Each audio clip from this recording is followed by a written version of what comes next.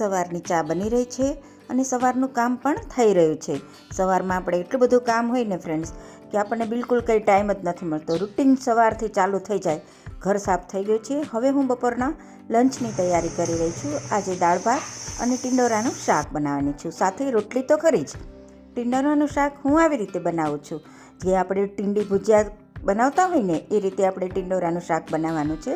એમાં કંઈ આપણે પાણીનો ઉપયોગ નથી કરવાનો. તેલ મૂકી રાઈ નાખી અને ટિંડોરા વઘારી લેવાના છે અને એને સારી રીતે સોતે કરી લેવાના છે. સાતળવાથી તમારા શાકનો ટેસ્ટ વધારે સરસ આવશે.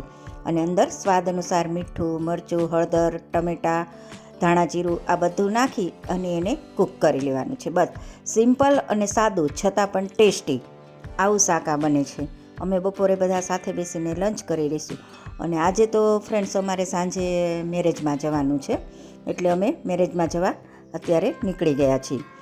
હવે મેરેજમાં એટલી બધી મજા આવી હતી ને, પણ એના વિડીયો મેં લીધા નથી. થોડું જે ડેકોરેશન છે મંડપનું ને એ બધું મેં લીધું છે, એ તમારી સાથે મેં શેર કર્યું છે.